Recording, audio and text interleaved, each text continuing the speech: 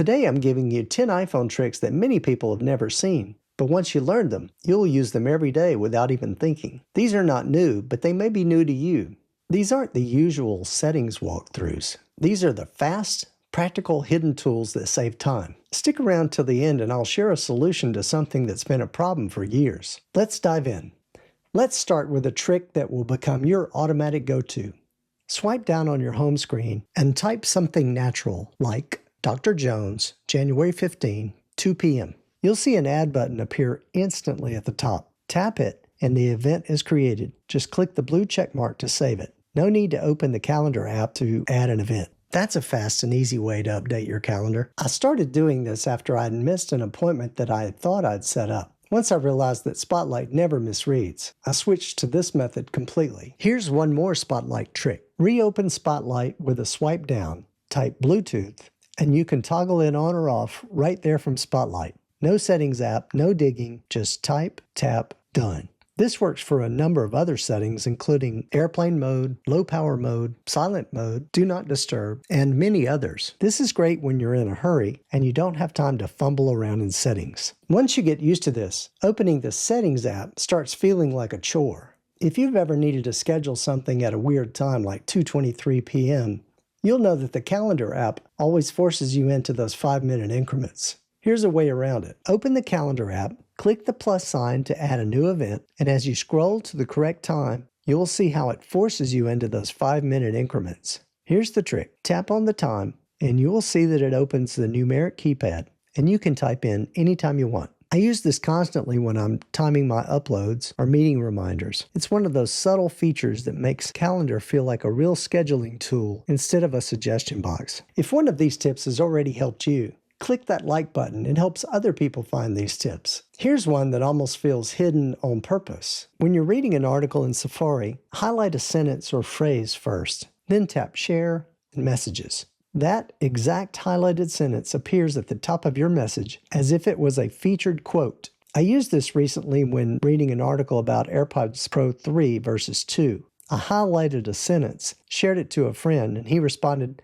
"Nice formatting." He thought I typed it manually. Nope, Safari did the formatting. If you close the calculator app too soon and think you have to start over with that calculation, no worries. Here's the answer. The app keeps a history of your recent calculations behind the clock icon at the top left. And the nice thing is, you can click on an expression and start it up again, or even long press to choose between copy expression or copy result to grab the final answer and paste it anywhere you need it. This solved a frustration for me. I can't tell you how many times I lost my place in the calculations and had to start over. Now I just pull up the history. Just a note, I scrolled through my calculation history and found that it went back to 2024. Apple doesn't appear to have an official time period for maintaining this history. Just know that it goes back much more than 30 days, which is what many articles suggest. If little shortcuts like these save you time or save you headaches, then click that subscribe button. It's free to do. I do weekly iPhone deep dives just like this. This next tip is just about making things more convenient when texting. When composing a text in the Messages app and you tap the plus button, you see photos, cameras, stickers, depending on the apps that you have on your iPhone, many other apps. But a lot of people don't realize that you can rearrange these to place your favorites or your most used options to the top. Press and hold any icon and drag it anywhere you want. I move photos to the very top because that's the one I use the most. Now I don't scroll past all the other options just to attach a picture.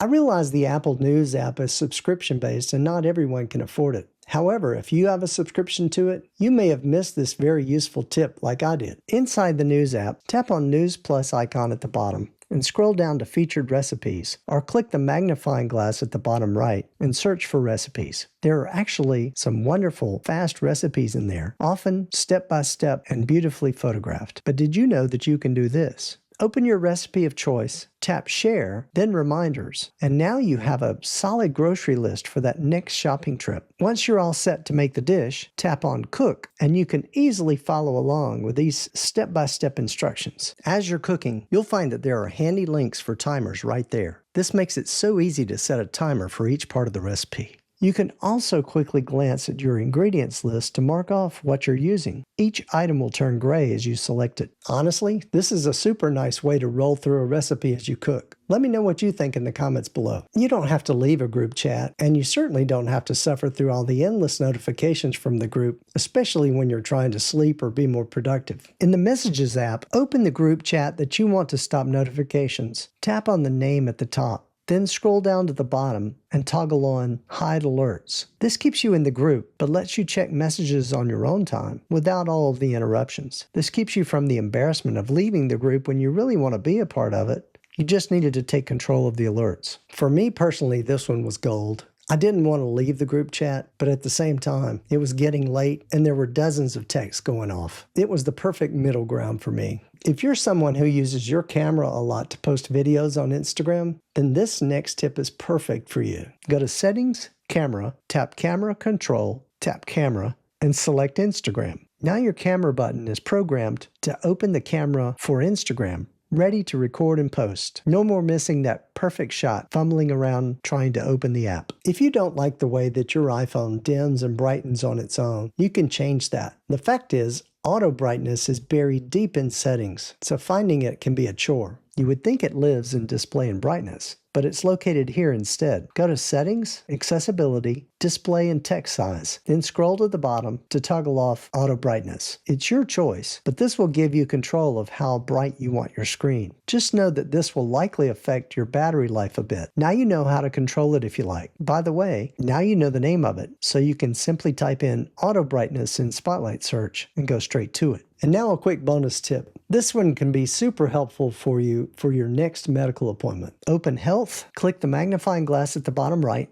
and scroll to Symptoms. And now you can log symptoms anytime you're feeling unwell, such as headaches, nausea, fatigue, with timestamps and severity. Then you'll have all the data you need for your next doctor visit. And when they ask you when your headache started or how long you've been having them, you can just open the Health app and they're right there for you. Easier than just writing them down in a note and losing track. There you go. 10 iPhone tips that have hidden power, and hopefully at least one or more of these makes a difference for you. If so, please like and subscribe. It's free to do. Before we wrap up, as promised, here's a personal note for something that's been bugging me for years. As we're getting ready for some family gatherings, I finally tackled something that's been driving me crazy: cable clutter. I grabbed a set of these cable management boxes on Amazon, and honestly, the before and after pictures were so dramatic, I had to show you. It completely cleaned up the power strip area in this space, and the room looks so much better. If you want to check them out, there's a link in the description below. As always, it's an Amazon affiliate link, which means I may earn from qualifying purchases